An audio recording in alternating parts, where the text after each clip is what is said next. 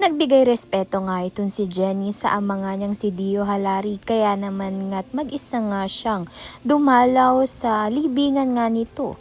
Hindi nga nagalit itong si Jenny, bagkus nagpasalamat nga siya dito kay Dio na binigyan nga siya ng buhay.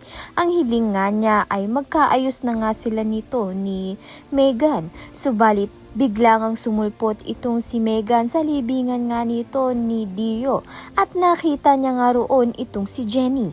Kaya naman nga't pinagtabuyan niya nga ito. Napaka-selfish nga nito ni Megan dahil first time nga lang makita nga nito ni Jenny ang puntod ng kanyang ama at hindi pa nga ito gusto ni Megan na makita nga ni Jenny. Sa kabilang banda naman nga sumabog na nga ang pagsiselos nga nito ni Megan dito nga kay Jenny at nasabi niya nga dito kay Sugar na ama nga ni Jenny itong si Dio.